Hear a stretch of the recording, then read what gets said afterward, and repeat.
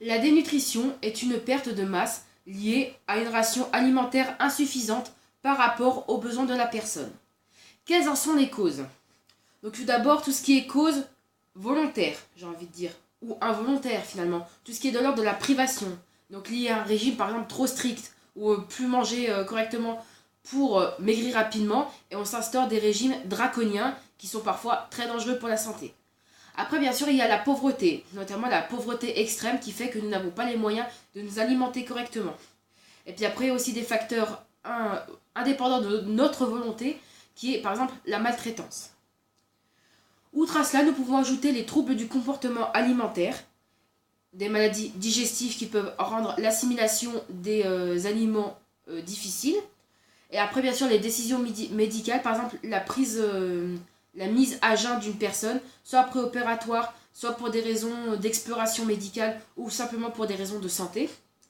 Et après, il y a tout ce qui est perte d'appétit lié à un état émotionnel ou lié à une pathologie ou à la prise en charge de cette pathologie. Voilà. Quelles en sont les conséquences? Même si les conséquences de la dénutrition sont rares en France, elles existent toutefois. Nous avons plusieurs types de maladies liées à plusieurs types de carences. Donc les carences alimentaires pourront être par exemple la vitamine A. Donc la carence en vitamine A peut entraîner ce que l'on appelle une xérophthalmie, donc qui est en fait une maladie qui est très présente dans l'Afrique subsaharienne, mais un petit peu moins en France parce qu'on a quand même des possibilités de se complémenter en vitamine A, mais donc qui est une maladie qui va dégrader progressivement la vue jusqu'à atteindre parfois des cas de cécité très sévères, donc atteindre la cécité, et qui est irréversible. Après, vous avez bien sûr la vitamine C, donc qui est une vitamine qui permet de lutter contre la fatigue et de se défendre contre les attaques, et donc de booster le système immunitaire. Donc on a le cas qui est quand même très connu. N'oubliez pas que la vitamine C, ça s'appelle aussi l'acide ascorbique. Pourquoi? Parce qu'en absence de vitamine C, on attrape le scorbut.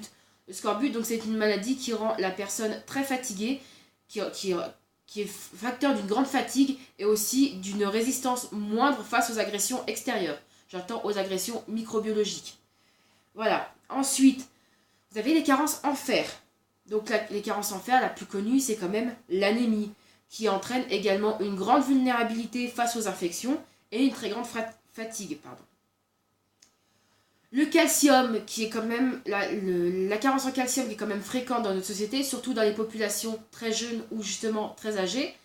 Donc il y a le rachitisme par exemple chez l'enfant, qui est une mauvaise consolidation des os au cours de la croissance, et l'ostéoporose, donc qui est une fragilité excessive du squelette qui peut favoriser plus facilement des fractures, surtout chez les personnes âgées.